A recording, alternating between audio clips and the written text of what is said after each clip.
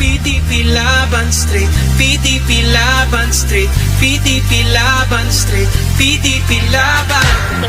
Tondo, Pato, Bongo, Hinlo, Mata, Matuleta, Lambino, Rodriguez, Salvador, Kibuloy sa Senado.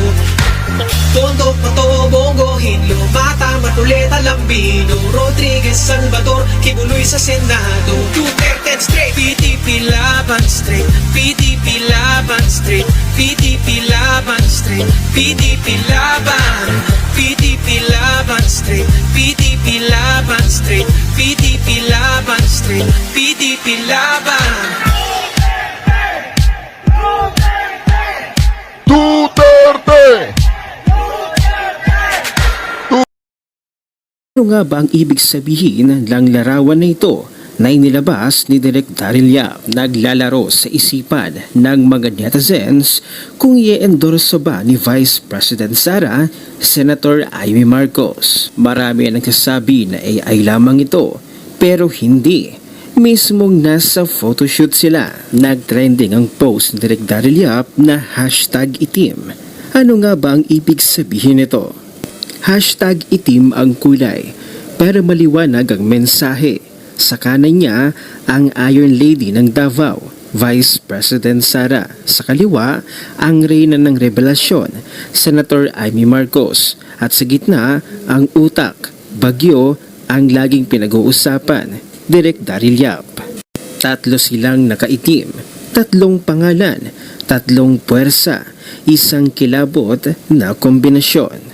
Hindi ito photoshoot lang, hindi ito simpleng pahayag, ito ay babala. At kung kilala mo si Direk Daryl Yap, alam mong hindi ito biro. Bakit itim? Isang kulay na hindi kailangang ipaliwanag dahil ipaparamdam na lang. Itim na hindi lungkot, kundi lakas. Itim na hindi pagtatago, kundi pagbibigay linaw. At sa likod ng kulay na ito, may layunin, hindi para pasayahin ang bashers, hindi para patahimikin ang mga ingay, kundi para pukawin ang diwa ng sambayanan. Ang tanong ngayon, handa ka na bang masilayan ang di mo inaasahan dahil sa likod ng mga ngiti, ng katahimikan at mga madidilim na damit, may namumuong kasiyahang hindi mo mapipigilan. #itim, hindi lang kulay, kundi samahan, bantayan, abangan.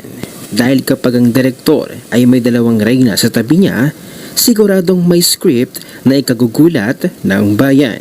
Gayunpaman, ayon sa mga netizens, ay kung i-endorso ni Vice President Sara si Senator Amy Marcos sa pagkasenador para sa May 2025 elections, ay hindi pa rin daw nila iboboto ito dahil wala man lang daw ginawa si Senator Amy Marcos upang pigilan na dalhin sa Hague, Netherlands ang dating Pangulong Duterte. Pero ayon din sa mga balibalita ay tila promotional video ito na magkakasama sina Vice President Sara, Director Daryl Yap at Senator Amy Marcos. Sinasabing lalabas at mapapanood ang nabanggit na promotional video sa Lunes, April 14, 2025 na siyang binigyan ng komento at reaksyon ni Mr. Will Talker. Panoorin natin ang buong video.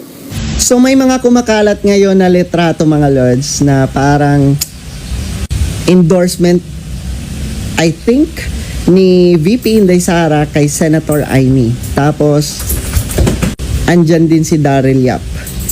I don't think so. Sabi nila parang lumang picture na daw ito. Pero what if lang mga lords, no? What if lang na i-endorso ni VP Inday Sara si Senator Amy? In my take mga lords, ever since naman hindi naman bumitaw si Senator Amy sa mga Duterte, di ba? Yung support ni Senator Amy sa mga Duterte, andyan pa rin. Ang disadvantage lang, Marcos pa rin si Senator Amy. Pero alam niyo mga lords, kung siguro mapapauwi ni Senator Amy si Tatay Digong bago mag-eleksyon, mananalo si Senator Amy. Mananalo ka, Manang Amy. Tapos kung kakanta si Senator Amy at sasabihin niya yung mga katotohanan about, 'di ba, kay PBBM, lalo na kung Nagdodroga ba talaga ang kanyang kapatid? Warshock yan. Let's all be strategical. Kailangan kumplituhin talaga natin ang 12 senators natin. Kasi kung 10 lang mga lods, may mababakante na 2. So it's either pwedeng makapasok si Bam, si Kiko, at ibang kandidato ng alyansa. Which is, alam naman natin na may impeachment na nakahain kay VP Inday and nasa mga senador na ngayon ang bola. And kung titignan nyo, kailangan ng I think 24 or 27 senators, 16 lang pala na boto ang kailangan para ma-impeach si VP Inday. And diskumpiyado pa tayo sa mga present senators ngayon. Kaya we need to add 12 new senators na hindi pabor sa impeachment ni VP Inday. Now, kaya medyo wag na tayong matigas ang ulo. Kailangan natin magdagdag. And may isa na ako, si Gringo Honasan. So at least alam naman natin, di ba, si Gringo Honasan nga, nanawagan pa nga siya ng petition para maibalik si Tatay Digong. Yon, safe tayo. May isa pa na pinag-iisipan ko kung sino. Tila tumataas ang tsansa ng ilang senatorial bed na kaalyado ni dating Pangulong Rodrigo Duterte base sa latest Pulse Asia survey.